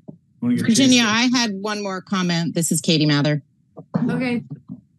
Well, I hate to beleaguer the point, but I don't feel like we answered my question, which was there is a section of forest that I think during the building 2 permitting process was going to be removed so that Buttermilk could put in a fire truck turnaround. That's the section of forest that I'm talking about. That I am hoping that in this compromise process, we could add to undevelopable acreage so that the amount of developable acreage, I guess that would affect the developable acreage. So that's probably not the way to do it because then that would affect their number of units. But I'm asking if there would be a way to increase the wetland buffer. It is an area of forest that is not currently zoned as buffer, but that functions as buffer, where Buttermilk had previously had a plan to put a fire truck turnaround in a parking area. That's the area of forest that I'm talking about. Do you know anything? Yeah, I know about what you're that? talking about. Just it's down below building 2 where it's above the wetland buffer that we did all the planning and engineering around. So, I'm absolutely not ready to say here and say like, oh yeah, we could give up turnaround in that forest. And that area is mostly all the boxwood alders. So I don't know. It's not to me, it's not a significant buffer zone. It's above the farm road. That's the area above the farm road, Katie, right? Yes, as I said before, it's the area north of the farm road, south of the building 2 development that I think that Eric Sorensen sort of, yes, it's not part of the silver maple buffer, but I think it would fall within an increased wetland buffer. Because there was a big greenway, the A&R also marked that we stayed out of as well. So there's the greenway, the river corridor, and the wetland buffer. Yep. And everything else, out of all of those super sensitive areas. And then that's like more like the slope of boxwood alders. So I don't know. I don't. And to be honest, Katie, if I was fighting for a better area as a wildlife biologist, I think I'd be looking at the area over more like towards building 3. But there's some areas and I do want to comment a little bit about, it's funny, is that water flows downstream. And so as the town, which I was at those meetings when they went through all the water redirection, mitigation, through the village and putting the storm sewers in, 80% of it still dumps down on the north side of the railroad tracks, comes through a culvert into the creamery, which has been increasing the breadth of the wetlands on our 7 acres, which increases the buffer, which makes more undevelopable land. And how buffers get measured is every so many years. If the project's not developed, you have to have it remapped by the wetland survey. And so if you own a piece of land that's downstream, and I'm privy to it because I own a property that's like this, and the wetland grows, you're SOL because it's now a wetland and the buffer might increase and come up the slope as it gets more wet. And so it's like we're a little bit at the receiving ends of like the town's dumping ground because the post office also sends all of its water, this whole parking lot goes right into the area that Katie's talking about. Yeah. It actually goes right across the sewer line, right into a culvert, over into the oxbow. And so we're right at this confluence of all these drainages from town. And it's like, okay, and the wetlands increasing. but it's kind of now maintained because the town paved the parking lot, which definitely was a wetland back in its day. And the creamery was an old dumping site, which we recovered like all of the refrigerators and all this stuff, which goes over the bank of where building 3 is. So it's just interesting, the history of the land and how you lose value over time as a developer the longer you wait and the more water gets dumped on it. So anyway, that's all. Okay, so I think we'll, we could thank you, Katie, and we'll put that in the notes for something to think about and move on with that conversation. I have a question about that too. Okay, I'm going to let Mark speak because sorry. No, go ahead. He's been waiting. Okay, just a couple of very brief answers to a couple of questions about building 1. How many residents actually live in the 14 units? Do you have a head count? Josie, do you have a head count? That's not me. This is Josie Keitel. I probably can quickly. So I would say there's somewhere between, off my top of my head, 19 people. That includes kids and couples. Fantastic. And 5 2-bedrooms. Excuse me? 5 2-bedrooms, Josie? Yes. 5 2-bedrooms. There's no 1, 2, 3. There's 6 2-bedrooms, and several of those are couples, and one is single mothers with children. So the 2 bedrooms will still only have 2 people in them, 1 couple. Yeah, sometimes. So, are we talking adults? Because I think are we talking adults in parking or? Yeah, for the most part, but that's fine. It's close enough for where I'm going. The other question I have is, you had planned to do this building 2 with 31 units and a ground floor of commercial, which isn't practical. We all agree with that. So in the opportunity, I imagine you guys have had a bit of time to think about this, that we all agree that we're not going to go commercial. How many more units do you think that you would put into that same building number 2? And very quickly, maybe how many square feet of commercial would you want to keep? Not that you need to keep any. We've been trying to balance that. It's a great question of what's marketable, what do people want. So surprisingly, the kids do not want to rent together. I don't understand, but they'll pay more money to live alone. Just quick. So the number of units as it gets smaller, we've debated about getting rid of some of the 2 bedrooms and making them 1 bedroom. So I'm not positive, but it could be up to 15 to 18 units. 15 to 18 more units in the same building. Building 2. Brendan, can I jump in? Because I just want to be clear on what we submitted to the rental revolving fund. We put in for 45 units. I just want to be, what is our latest performance? It was a total of 45 units. A mix of building 2 alone. There could be more, could be less. Yeah, and then we were also trying to save space for the gym and or some common area. Common space. Or because it was such a bigger building to have some kind of lounge area. Yeah. So we're trying to get the performer to work, even with the apartments, because it's not, it's still So ballpark, you'd go from 31 to 45. Correct. Okay, so just saying that 45, the 14 that are there, you're really looking at 60 units on that property. Ideally, ballpark, you would want to have building 2 and building 1, including building 1. Mm-hmm. Yeah, you'd be at around 60 units. 60 units at ballparking, 1.4 people per unit. You're at maybe 100 more people. 100 residents on that property. And with building 2. With building 2 finished and the zoning you have. And we were to give you as many units as you need for building 2. So you got 100 people.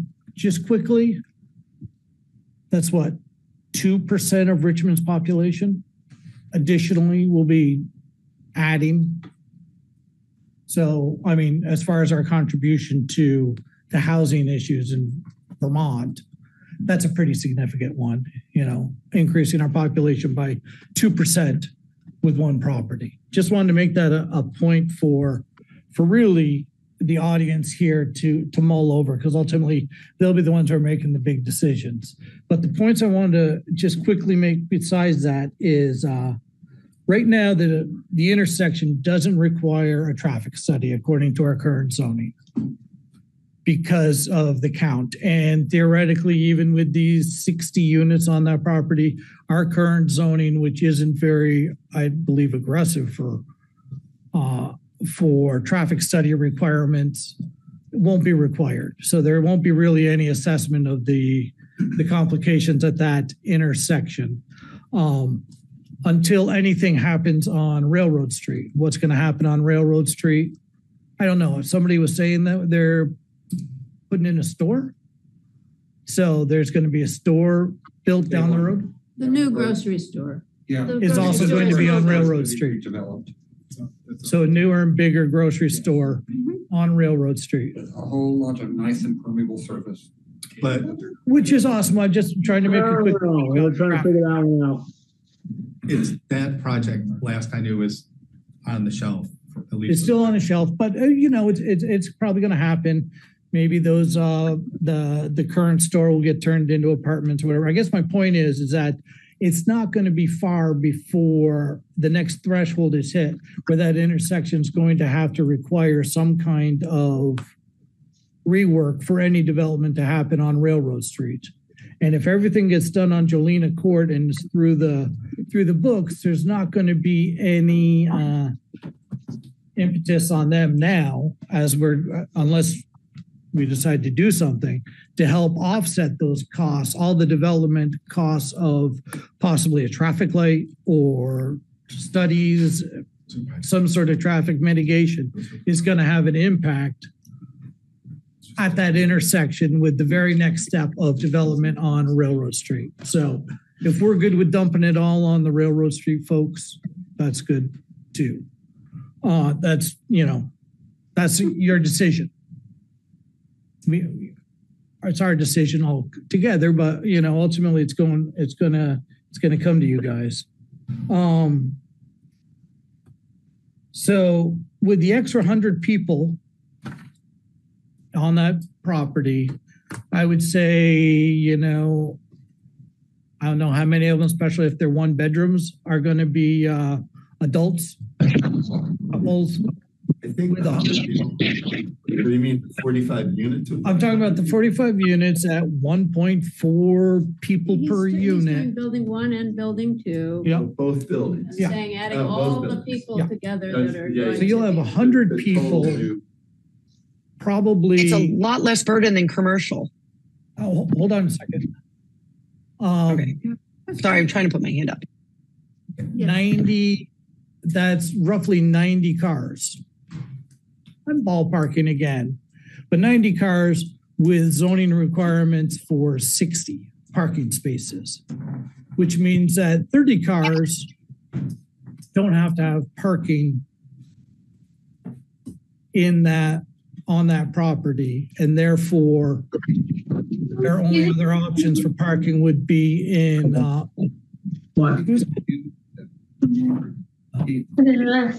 only other parking is going to Fire tablet. Can you mute yourself, please? Oh, I'll mute it. Okay, got it. Thanks. Getting noise. Yes, sorry. So the only other place for those 30 cars to go is on the copious amount of public parking the village has now. I want you guys to be aware of that. I personally have put forward the idea of some sort of density bonus with in exchange for stated town parking, dedicated public parking that is, however that works out.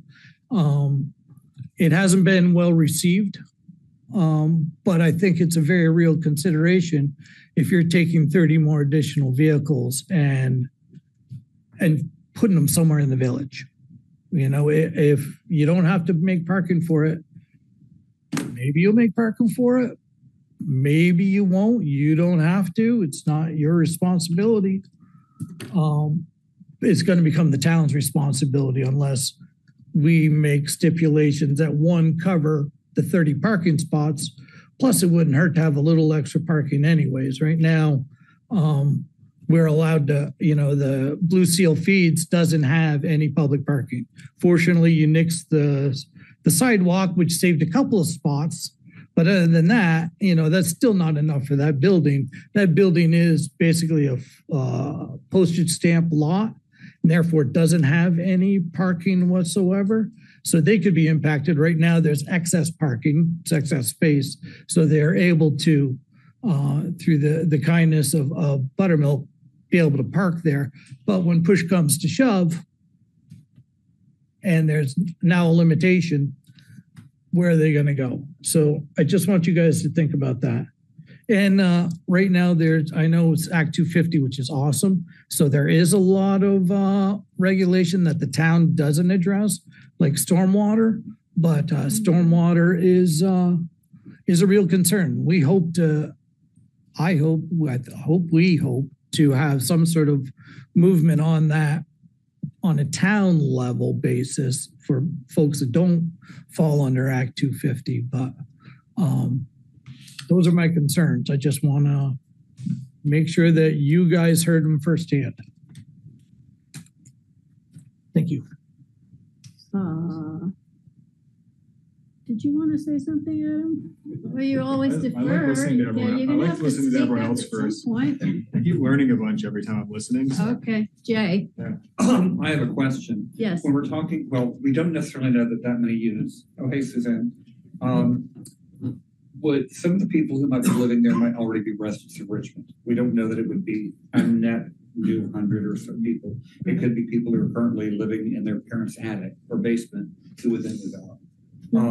But the second thing I want to ask, the thing I want to ask about was earlier somebody referenced that all the parking that would have been required for the commercial will now, the commercial space would require more spaces than those same units being used as housing, right?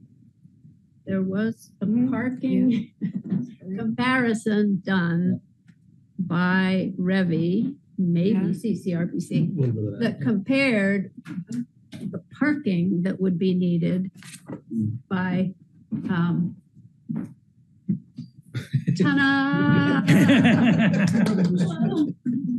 You're working too hard. So in terms of the load, that would be required if you had the commercial requirement and no residences versus if you took all the commercial requirement away and replaced it with residences, and it was a wash. That was pre-47 though. That was pre-Act 47. so now we're required even less.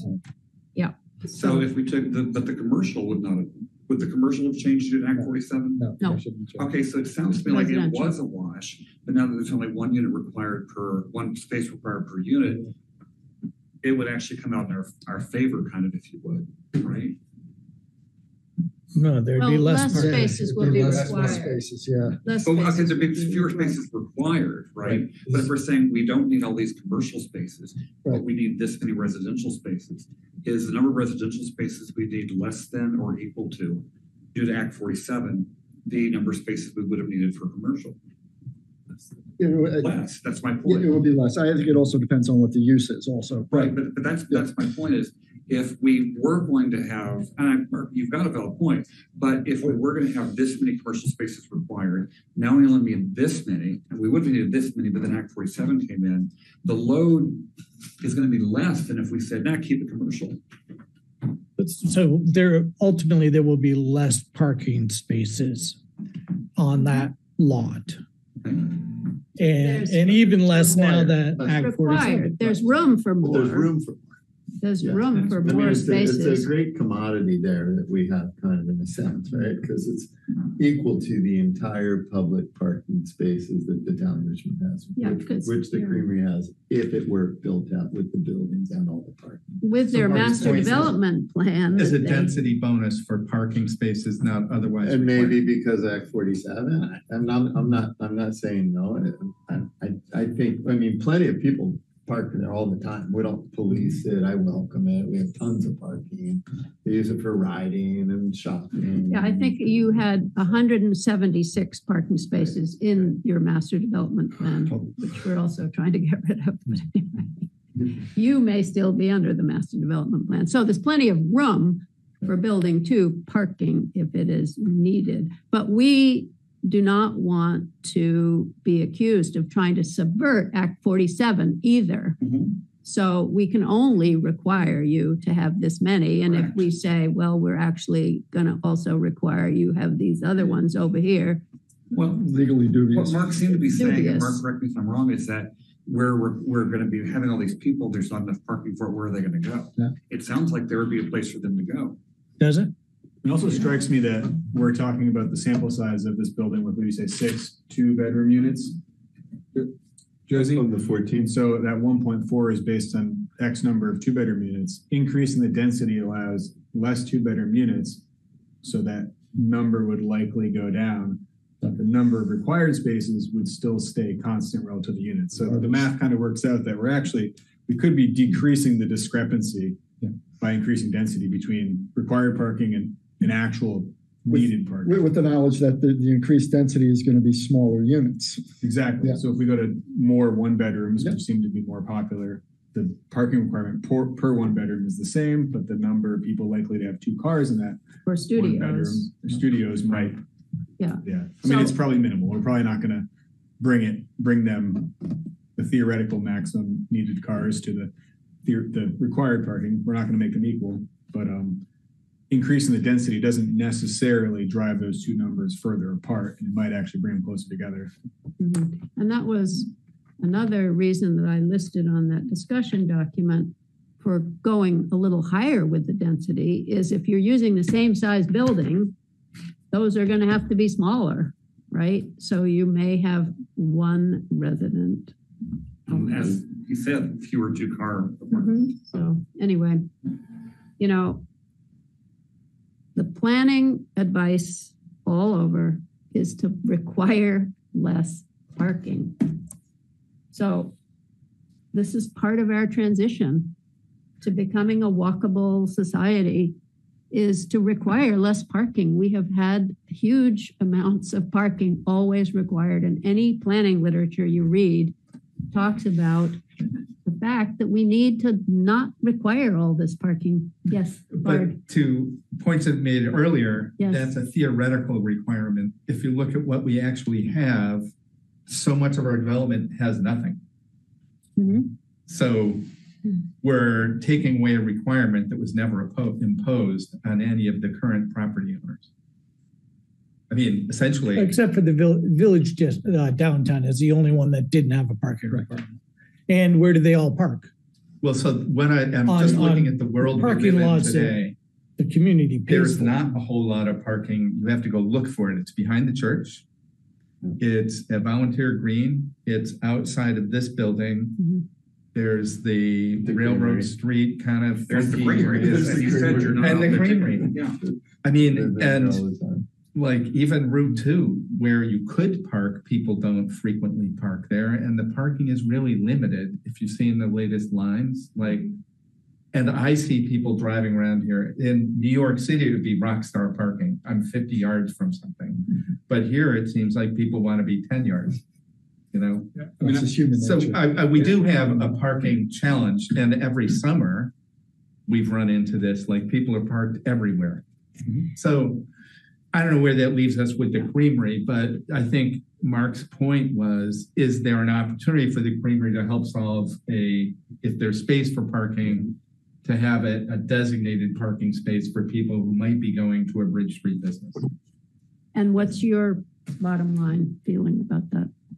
I don't have a bottom line yet. I really It don't. sounds like the creamery's already, it's just not advertised, but the creamery's already overflow parking. You know, they're already doing that. Yeah, absolutely. I mean, there's plenty of people. I parked there tonight before I came here. There's 6 cars coming in and out. Not their responsibility, Say, how you however. doing? What are you doing? Just going riding. I'm like, okay. Here's my bottom line. I've contemplated the concept of density bonus being give you density bonus for something that's of value to the townspeople. And what I've come up with so far is affordable housing, however we determine that to be, parking, wildlife buffer. Like those are the things that people said, oh, if we're going to trade something, those are three things that might be worth trading for. I forgot to mention about the density, just to knowledge, Waterbury is the same as Richmond downtown. It's 24 per acre. Just for comparison. Just for comparison. Okay. Similar village. And there's infill, like, have you noticed the infill along Main Street? A lot. Some of the like historic houses, been there 100 years, suddenly have something attached to the back of them with like 8 apartments. There is infill going on in Waterbury after like decades of just sitting there. Stagnation there. Okay, so we're almost out of time. So questions for the select board, since you're here. David is still here. He is still here. He's hanging in there. We don't want to go in a direction that is going to fail. It's pointless to waste that time. So we would like to understand if this direction that we're going in with increasing the density, removing the commercial barrier to start, is the direction that is going to work for you people as far as you can tell. I mean, obviously you can't commit yourself. You don't need to commit yourself, but this is what we want to know. This is what we want to hear. We don't want to go down a rabbit hole and spend a lot more months. These people need to get on with this development if we want any more housing. Here's my sense that first floor commercial is an easy one. I think people like, yeah, let's get rid of that. I think the question of density and number of units is back to, well, are there things that we want associated with that? Whether it's parking, affordability of some, in some fashion. And again, the three that I've heard are that, and then wildlife buffer, which may or may not be a change or an accommodation of some fashion. I mean, I'm the only one that hasn't really spoken up, I guess.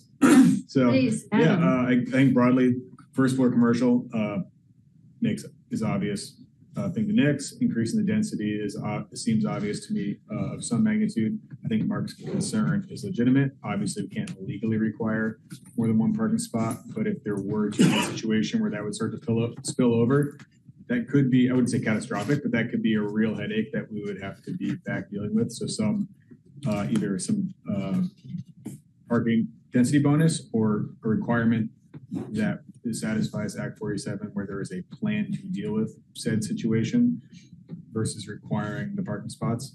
Just so there is something on the books to deal with that if it were to become an issue. And then I think the other thing that popped up was Katie's point about maybe expanding the wildland buffer. I'm not as familiar with the property as Katie is and Brendan is, but it strikes me that we have a height requirement now that might be unnecessary given the level of fire protection that is required in these buildings, where we have fully sprinkled buildings, we have monitored fire alarms, and we have multiple fire escapes and all this. And these are all things that are present in buildings that not only can you not reach with a ladder, but you can't reach with a ladder truck. Those are the standards that you would use in a high-rise building where a ladder truck simply can't reach it. And so if we're going to require those, we don't require those, the state requires those. If those things are going to be in place, it seems advantageous to also decrease the environmental impact and the footprint of said buildings and units by adding height to them. I mean, they're already sprinkling them. They're already sprinkling the fire escapes and having a certain number of, all the specific requirements around egress down multiple fire escapes internal that are sprinkled. And so these are going to be realistically, these are going to be the safest buildings to live in Richmond from a fire perspective. And compared to the other ones we're talking about, we're referencing in the village downtown district, those might be the most dangerous buildings that we have in town. And that's not even just from a fire department standpoint. Those are the only buildings in town when we talk about as specific risks that need a plan in place. We don't have that about these buildings because they're going to be so safe. So I guess in summary, I think we could potentially raise the height with all the fire protection systems that are going to be in place. And that would satisfy some increased density. That would also allow more area for parking. And I think that Brendan and Josie would obviously provide parking if they had area for it. There's obviously there could potentially be a fight, not with us, but with them, with the minimum parking and the density. If we allow them to go up with it, that can provide more area that can protect the, added buffer and also provide parking. So it seems like a win-win-win. So you're suggesting that they reduce the footprint of their building, which requires a whole new level of design of the building, which strikes me I would as- argue, yeah, I guess I don't see any of these things becoming an issue with building 2, no matter what we propose for zoning. But I do think that depending on what we propose, building 3 could push us into the place where there is a balance between required parking and square footage of the building, and also putting that footprint in an area that may not be a state recognized buffer zone, but whatever. So I think creating the opportunity to realize more density while also decreasing the actual physical footprint of the building, I think that that's a pretty big incentive. I know personally that, there's obviously a limit to where the height becomes more expensive. Yeah. 3 to 4 height. And that is in the future, down the line. We're not going there now. We're going to building 2, and that's probably the best we can do. And if they ever want to come back to Richmond again for building 3 and 4, which I doubt, there seems to be some calculus where anyway, then we will go. I'd argue that we need to address that now, though, because I think that that's a big enough incentive for them. I think Brendan can talk to this probably more from their specific situation. Building and adding a floor is significantly cheaper than increasing a huge footprint or whatever. So I think depending on the density that you choose to go with, and it's an avenue that would be worth dealing with. I also think that there might be less pushback to that height change this time within other departments in the town. So, I think there's not to put more work on your plate, but Virginia. As I recall, that's a very viable idea, but there is something at some point in time, this came up in the past, where the firefighting equipment was not able to get up any higher. Yeah, exactly. Than, that's what I'm saying. Where it is. The level this building will be built to with multiple fire escapes internal that are sprinkled, that's an unnecessary requirement that most towns and cities don't require. And so we're creating a requirement. Like all the tall buildings that are beyond fire And trucks. if I could just quickly to the select board, make sure that none of you have any concerns about the intersection and the added traffic. Yeah, I do have a concern. Yes, I do. Likewise. Yeah, I said we have to address So my take on that would be that I do have concerns about that, but I think that might. It's not But going up to 60 units doesn't concern you with that. Oh, no, I even said earlier that we need to know if we're gonna need a second egress from the property, because the only place we could do We it is don't. Dunstan There's Park. no traffic study requirements according to our zoning. Right, but I'm saying, I believe I said this multiple times, we would need a traffic study. We would definitely need a traffic study. I'm very concerned. Said this 3 years ago, I'm concerned about that intersection.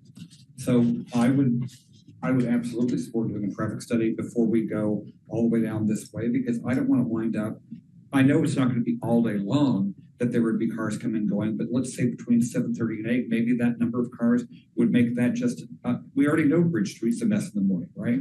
Yeah. It could be that would just be the straw that breaks the camel's back. I would want to see a study done. What would the traffic study tell us, really? I don't know. I'm not the traffic engineer. But Is it gonna, that we need a light? we might. Yeah, if you go through the traffic study process, you would do it through full build out of both Railroad Street and Jolina Court. That's where I would approach it. Great. Yeah, I mean, and it'd be something that the town would do, not the developers. So It's something the town would do. Yeah. We've been talking about We've having done this in the traffic studies budget. Is that on our own initiative. Okay, so you guys are gonna go forward with that Well, that's something before that we my make a office has done. decision? Yeah, Mark, there'd be offsite improvements to really address traffic that really wouldn't be their responsibility, they're the town's responsibility. So, you know. Yeah, my office is handling that. Is where we're going to be moving forward with the traffic study on that intersection. Well, I think we all have concerns on that intersection. But that shouldn't impact the density we're allowing on Yeah, the traffic Jolina study Court. says that. Because we got to move quick on Jolina Court. So, I mean, I'm Yeah, I good guess with it my if that's concern what is you that guys are I think good that with. eliminating commercial, just broadly speaking, obviously, I don't know if the actual trip ends even out. My broad take on it is that a full build of commercial, depending on the business, could be much more impactful. So while I am concerned about it, I don't see increasing the density as specifically making it worse than if they were to build out. You've got trucks, you've Cars are- got. I think it's This is the information I really needed to As hear. opposed to Thank morning you. and evening. So commercial cars are coming and going all day. With residential, they're coming and going in the morning and you come home for lunch, but I think you'd see a lot less. I'm still concerned though, because I'm Mr. Safety. I mean, I've said this 1,000 times. I don't like, it's part of it's not so much the congestion, it's pedestrians and cyclists getting mown down too. That's a big concern for me. Yeah, sidewalk on that side of the street would Would have been really just help a with that. wouldn't it? So chicken Vegas be creamery in the sidewalk. Which will never happen. Yeah. So Okay. anyway, you know, the crux of the question is here, okay, you're going to have 31 units. You're not going to have commercial. You're not going to have all those trucks coming and going. You're going to have 31 units, or you're going to have 45 units. You know, is that really going to make a difference at this intersection? Well, we're going to do a study through planning that looks at the railroad street situation, the bridge street, the pedestrian. You know, we'll do that study, but is that small amount of increased residences going to make all that much difference? In an intersection that's already fraught. I'm not particularly concerned about it. More broadly, just based on how much traffic comes from the Cochrane, Huntington, Heinsberg Road, I don't see it as being massively impactful. Obviously, I am not a traffic engineer, but my gut instinct is that these added 15 to however many, you know, in the lower double digits increase is not going to noticeably impact the traffic there. Not any more than the recent changes in the light. I know a lot of the kids that live here work from their little, I mean, that's the new age thing. Some don't even have cars. Like they ride and they work from their own little apartments. Right. And you know, to Gabe's point, these are his employees who would walk upstairs. And another thing that I don't think anybody's mentioned is if these are age in place, I don't know this for a fact, but I think I've read that senior housing typically requires fewer cars because some people just don't drive. So the point is there's a ton of variables here. And none of us have a crystal ball, but we are interested in going down, exploring this path. I also take, Mark, to your point that there needs to be a traffic study done, whether it's done as part of this project by Buttermilk, whether it's done by the town because of this project, or just more broadly, whether we do one based on a full build out of both. Well, we're going to do, the town's going to pay for one. Exactly. A full blown out one. It sounds like, which won't have any impact on the zoning of Buttermilk. Sounds like that's the town, when we say the town paying for it, it's often not the town paying for it. It's often a combination of funding sources, like regional planning commission. Town commission. Right. Okay. It's often like 80% somebody else's money. Yeah, that's Not only that, but that's what I want to we have an opportunity to cast a wider net out to see where traffic is coming from that would not be their responsibility. And it won't, and you don't want it to impact this development. Yes, but to your point, what I'm taking the opposite is that's kind of an action item that we need to get ahead of sooner We're rather meeting than on later. June 10th To talk about pedestrian safety. Okay. This is that intersection is really June 24th. 24th, sorry. That's the next regular meeting. Yeah. Okay, Brendan, you want to say In something? closing, it was Yes. for both the select board and the planning commission. Yes. I've been aging in place through 5 years of meetings. Yeah, right. And I'm wondering. Super aging in place. And I've hit the new threshold of 60. Now I've got a different housing requirement that I've graduated into. I'm wondering, is it pre-65 that we'll see deviance? What is the rough thought of projected time? And I'm curious because, could it ever be a punctuated thing of like, let's agreed across the board and people think get rid of commercial? And I was like, could that actually, is that a complicated thing zoning wise to say, oh, can this be talked about and pushed through and release some burden to think about? Because I don't know if this literally is a topic that will go on for 2 more years or not. I've been through, as Mark knows, like plenty of meetings and to everybody, I'm really happy that select board and planning commission, because we did that one time. It was like 18 months of meetings, which was PC. It got to the select board. What's this? No, I'm back to ground zero. So this is positive, and I'm just wondering, any idea of conjecture of time of like process and or my previous question about They have to punctuated prepare it. approvals? We can't vote on it until they prepare it. So they're. No. And is it waste time to do like something like a punctuated house? Yeah. Seems like the commercial thing's easy. We can put that through to be voted on, and we're gonna keep debating about density. No, I'm sorry. You wanna do it all at once? Is that a dumb idea? That's It seems like we want to do it all at once. I'd love it if Sooner we done rather it all than at once, later. sooner rather I than mean, I'm ready, but Okay. Yeah, I just want to say just, I have some empathy for the amount of time that you've struggled with this thing. And just that if it's being changed from the first floor being commercial to just a few more residences, I personally don't see that has a very big impact. I think what we're maybe concerned with is the matter of precedent, and that might be a big thing. But my personal opinion is that we should just let them have their 15 units. well, you don't want to increase the density. Oh, you mean No, increase it to 60. 15 units if that's replacing a commercial, right? Anyway, Fill it with that if you fill it with 15 residences is against having commercial that was already going to happen there, I don't see that has a big bad impact. I just don't see that having a big bad impact, but I do think that we want to. I'm always also concerned about matter of setting precedent and what we decide. But so far, I just don't think that this is a horrible big thing. Right.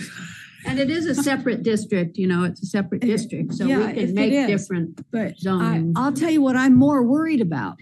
What I really am worried about is that with the climate change that we've had, that we're going to have more floods from that river. That's what I'm really worried about.